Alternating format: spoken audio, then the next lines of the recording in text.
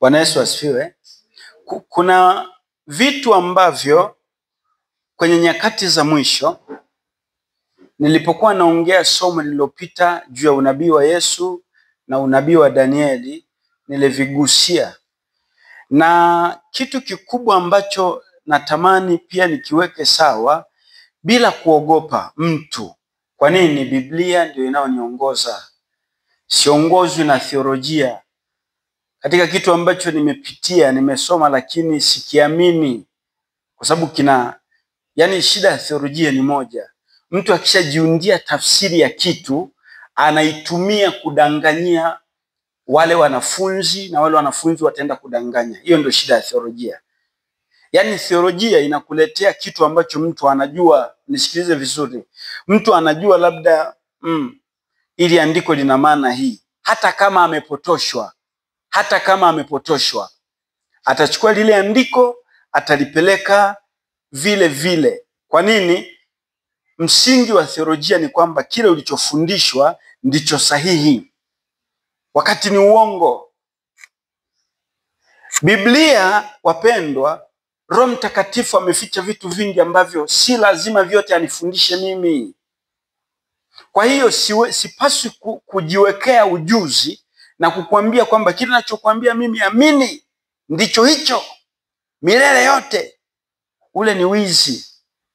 Jamani, yawezekana sijafanikiwa kuelewa tafsiri sahihi ya hilo andiko. Ndio maana natakiwa kukuambia na wewe omba, na wewe muulize Mungu, na wewe soma Biblia peke yako uelewe. Na hata ukielewa, yawezekana mimi nikakosolewa kupitia kuelewa kwako. Lakini theolojia haina huo msingi. Theolojia, mchungaji yule anayewafundisha wanafunzi kwenye chuo, kile anachokufundisha ndio hicho cha ubebe. Ndio maana wanatafsiri ya vitu vingi. Kwa mfano, nimesikia jana kuna mama yetu anaabudu mahali, mchungaji wake akawa anawafafanulia yale maono ya Yesu alipokuwa nyikani. Alipokuwa anajaribiwa na shetani mjaribu alikuja akamjaribu. Na Biblia inasema mjaribu akaja ili amjaribu. Akamjaribu kwa jaribu la kwanza, badili jiwe liwe mkate. Jaribu la pili akampeleka kwenye kinara, akamwambia jitupe. La tatu akampeleka kwenye hekalu, akampandisha juu afu akamwonyesha miliki yote. Yule mchungaji akasema tafsiri yake ya ajabu sana. Akasema haya mambo yalikuwa yanatokea rohoni. Yesu alikuwa anajaribiwa kimawazo. Ni mawazo alikuwa anakuja. Badili jiwe liwe mkate. Okay. Mimi sikukatalia 100%. Lakini sikukubali pia 100%. Kwa nini sikukatalia wala sikukubali? Yale maandiko hayajasema kwamba Yesu alikuwa rohoni. Yale maandiko yanasema Yesu alikuwa nyikani, akafunga, akaona njaa. Aliona njaa rohoni? Mjaribu akaja akamwambia badili jiwe liwe mkate. Ilikuwa rohoni, ilikuwa mwilini? Mimi sijui, kwa sababu haijaandikwa. Kwa mimi natujua tu ni kimoja, Yesu alijaribiwa basi. Unajua, usiongeze sana wala usitunge kitu ambacho hakijaandikwa. Huwa na washauri watu kwenye mambo ya Mungu, usiongeze ujuzi wako. Mimi nafikiria hapa, inawezekana alikuwa rohoni. Biblia inavyosema tafakari maneno ya Mungu, haimaanishi kwamba uanze kuongeza kule ujuzi wako. Uanze kuongeza ujuzi wako. No. Tafsiri kama ilivyoandikwa basi. Yesu, maandiko yanasema aliona njaa. Ndivyo inavyoishia. Na njaa ilikuwa ni wapi? Mwilini. Haya, huyo shetani alikuja rohoni? Mimi sijui. Alikuja mwilini? Mimi sijui. Nachojua alikuja shetani. Alivyokuja shetani akamjaribu. Hata ukisikia roho inasema kutoka huko, mimi ni Bwana Mungu wako, na kuambia Yesu alikuwa rohoni, alichukuliwa kimawazo, usikubali. Kwa nini usikubali? Mwambie huyo roho na huyo Mungu anayeongea, Biblia haionyeshi kwamba Yesu alikuwa rohoni. Basi, kwa usinidanganye. Unajua hii mafunuo, nimefunuliwa nikaona is like Yesu alikuwa rohoni. Haijaandikwa kwamba Yesu alikuwa rohoni. Imechoandikwa ni kwamba Yesu alikuwa nyikani, akaona njaa baada ya kufunga siku 40. Shetani akaja, full stop. Alikuja na upepo, alikuja na nyoka, alikuja na mende, alikuja amepanda nini, alikuwa sauti inatokea ardhini, sauti ilikuwa inatokea juu, jiwe lilikuwa linaongea, mimi sijui. Nachojua Yesu alijaribiwa. Akaambiwa geuza jiwe liwe. Nachojua Yesu aliambiwa jitupe. Nachojua Yesu aliambiwa nitakupa milki. Full stop. Bwana Yesu asifiwe. Sasa kwenye theology wamedanganywa hivyo hivyo. Kwa mfano, kuna ile nyingine ya Yohana, waraka wa Yohana nafikiri wa kwanza. Nawaandikia ninyi watoto kwa kuwa mmemjua Mungu. Nawaandikia ninyi vijana kwa kuwa mna nguvu. Nawaandikia ninyi wazee kwa kuwa mmemjua baba yenu. Wao wanatafsirigi. Nawaandikia ninyi vijana kwa kuwa nyie vijana mna nguvu. Yaani akikutana vijana anawaambia nyie vijana mna nguvu. Hata akili za kawaida zinakataa. Hivi Biblia imeandikwa kwa ajili ya watu walioko mwilini, imeandikwa kwa ajili ya watu walioko rohoni?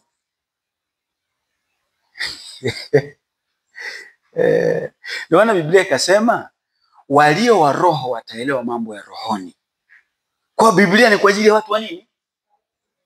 Full stop. Kwa hiyo alivyokuwa anasema nawaandikia nyinyi watoto, alikuwa anamaanisha, Biblia inasemaje kwenye Yohana sura 3?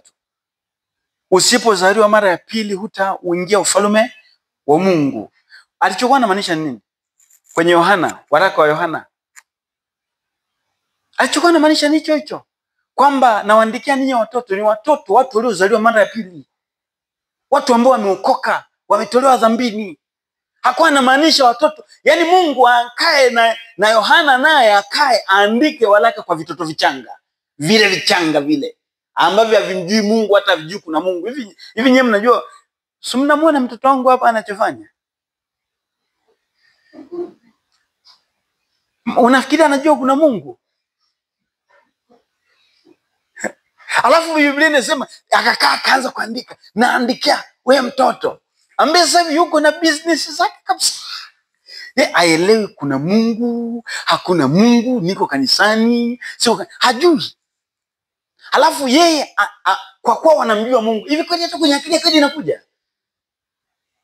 Lakini watu waliotoka theolojia wamebeba hiyo. Na waandikia nyewe vijana, vizinzi vimemshinda shetani wapi? Vinatoka kuzini. Vilevi, viongo, vina kiburi. Ukikutana tu na vijana wako hata shuleni na wanafunzi wako kwenye kipindi cha dini, vibaka wamejaa pale tu ni kwa sababu ameambiwa nenda mkasali. Nyie vijana mna nguvu, mmemshinda shetani. Ungejua wanavyoburuzwa na shetani. Alafu unaongea uongo, wewe mchungaji unaongea uongo.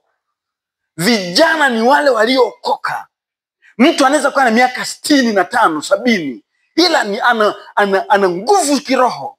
Anamfyatua shetani, anampasua shetani. Shetani akija anamkanyaga mpaka shetani anaipata.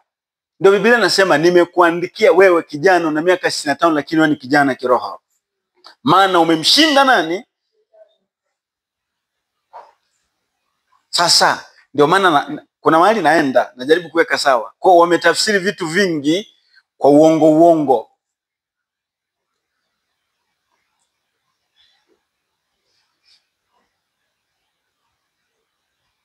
Wakienda shuleni, mshike sana elimu. Mshike sana elimu, usimwache elimu aende zake. Mungu akumaanisha ushike ile elimu ya shuleni, watu wachage uongo. Ile ya shuleni, mwambie mtoto soma kwa bidii. Soma kwa bidii, uwe na maarifa yatakao kusaidia. Lakini Biblia haikuwahi kumaanisha mshike sana elimu. Nenda katafuta kwenye Biblia ya Kiingereza. Ungekuta strongly hold education. Yaani shika elimu. Elimu si education. Utaikuta milele. Wachungaji wanaenda kwa wanafunzi, shika sana elimu, wewe kijana, shika sana. Biblia imeshasema shika elimu. Biblia inajua elimu. Biblia haijui education ya kwenu. Yaani huo ni ukweli, nawaambia, si pepesi. Biblia haijasema shika elimu. Biblia imesema shika maelekezo ambayo Mungu anayatuma kwako. Ndio Biblia inachomaanisha. Mungu akilituma neno lake, Mungu akituma mafundisho yake, Mungu akituma maelekezo yake, shika. Waswahili walikosa neno, wakaandika elimu. Hawakumaanisha elimu hii ya shuleni. Ilimaanisha Mungu atakuhukumu kwa kutokushika maelekezo. Akikwambia usifanye kitu, shika hicho. Fanya hivi, shika vile ulivyoelekezwa. Ndio maana ya mshike elimu. Sio ushike education. Unaenda shuleni kwa bidii asubuhi mchana, kazinzi lakini, kakorofi lakini, ila una bidii. Alafu Biblia inasema mshike elimu. Jambazi wewe, unaenda jehanamu wewe. Mungu hajamaanisha ushike hiyo shule yako. Shule nenda kwa bidii, kwa kuwa kuna kitu utajifunza. Lakini Mungu anachomaanisha, shika Mungu alichokuambia. Shika Mungu anachoelekeza. Okay, sasa kingine ambacho wamedanganywa na theolojia. Wanadanganya kwamba Yesu, kwa sababu tuko nyakati za mwisho. Sasa kwenye nyakati za mwisho kuna matukio yatatokea. Yako mengi.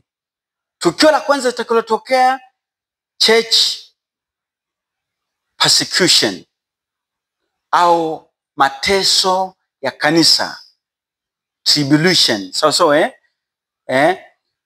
Mateso, maumivu ya kanisa yameandikwa kwenye Biblia kwenye nyakati za mwisho.